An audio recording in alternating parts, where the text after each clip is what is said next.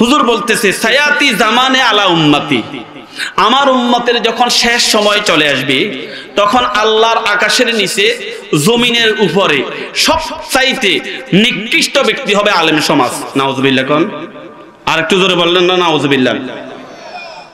তাখরুজুহুম ফিতনা ওয়া তাউদু ইলাইহিম, তাদের থেকে ফিতনা শুরু হবে আর তাদের দিকেই সে ফিতনা ফিরে যাবে।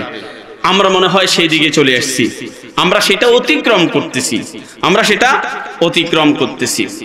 আমি চিন্তা করলাম নবীজি কেন বলেছেন উলামায়ে কেরামকে সর্বশিষ্যে ওয়ারাসাতুল আম্বিয়া বলে, যেখানে তিনি ঘোষণা দিয়েছেন, তিনি বলেছেন আমার পরে আমি জীবিত থাকবো না, আলেমরা হবে আমার ওয়ারিস। আবার তিনি শেষ জামানার আলেমদেরকে কেন বললেন আল্লাহর আকাশের নিচে জমিনের উপরে সব চাইতে নিকৃষ্ট হবে কিছু কিছু আলেম সমাজ? এই কথাটা আমি বুঝি নাই, কিন্তু আমি কিছুদিন আগে যখন দেখতে পেলাম আমাদের কামেল পাস করার পর সমস্ত সার্টিফিকেট নেওয়ার পর একজন আলেম তার চরিত্র দিয়ে বুঝিয়ে দিয়েছেন আল্লাহর নবী যে কথাটা বলছেন সেটাই সত্য। বলেন ঠিক কিনা? নবীর কথা কে না শুনেছেন? চট্টগ্রামের শুধুমাত্র দুনিয়াতে টিকে থাকার জন্য, হালুয়া রুটির অংশীদার হওয়ার জন্য কোরআন হাদিস রিসার্চ করে আলেম হয়েছেন চট্টগ্রামের সিংহ পুরুষ আল্লাহর মুখলিস একজন বান্দা হযরতুল আল্লাম মাওলানা মমিনুল হক সাহেবের মতো এরকম একজন বুজুর্গ ব্যক্তি তার নিজ হাতে গড়া আলেমা মেয়েটাকে আলেম মনে করে ওই নদবীর হাতে তুলে দিয়েছিল। কিন্তু এই আলেমটা এমন জালেম হলো, শুধুমাত্র দুনিয়ার পদবি পাওয়ার আশায় ওনার তৈরি করা ওই ধার্মিক মহিলাটাকে, ওনার তৈরি করা সোনার মেয়েটাকে আজকে বেপরদা করে জনগণের সামনে এসে উপস্থাপন করেছি। শুধু তাই নয়,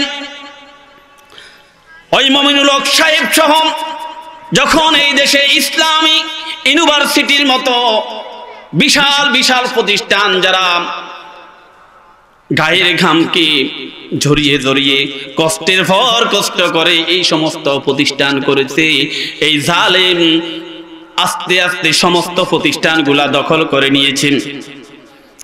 কিন্তু আল্লাহ রাব্বুল আলামিন বলেন আমি ছাড় দেই কিন্তু ছেড়ে দেই না। এরা মনে করেছিল দুনিয়ার জীবনটা তাদের জন্য আসল জীবন, এই জীবন গাড়ির চাকা সব সময় একরকম থাকে তারা মনে করেছিল। কিন্তু আল্লাহ রাব্বুল আলামিন সময়ের ব্যবধানে আল্লাহ রাব্বুল আলামিন নবীকে আমাদের চোখের সামনে নর্দমায় ফেলে দিয়েছেন। বলেন ঠিক কিনা? প্রিয় ভাইরা, এটাই ইতিহাস। যারা আল্লাহর সাথে বেয়াদবি করেন, রাসূলের সাথে বেয়াদবি করেন, নাইবে রাসূলের সাথে যারা বেয়াদবি করেন, বিশেষ করে ইকামতে দ্বীনের সাথে যারা বেয়াদবি করেন, সময়ের ব্যবধানে আল্লাহ রাব্বুল আলামিন তাদের অবস্থা টিস্যু পেপারের মতো হয়ে যায়। এই যে আমার সামনে টিস্যু পেপার দেখতেছেন, যখন আমি ঘরমাক্ত হব তখন এটা মুছবো, এটা আমার কাছে অনেক দামি, কিন্তু কয় সেকেন্ডের জন্য। কিন্তু যখন আমার গাম যখন মুছে ফেলা হবে তখন এটার গুরুত্ব আমার কাছে এক পয়সাও নাই।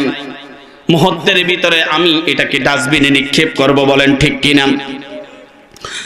বালাম বাউলা সহ ইতিহাসের শুরু থেকে আজ পর্যন্ত যারা আল্লাহর দ্বীন, নবী এবং রাসূল, কোরআন এবং হাদিস, নাইবে রাসূলদের বিরুদ্ধে যারা অবস্থান গ্রহণ করেছে, সময়ের ব্যবধানে আল্লাহ রাব্বুল আলামিন তাদেরকে তাদের অবস্থা টিস্যু পেপারের মতো করে দিয়েছেন। বলেন ঠিক কিনা?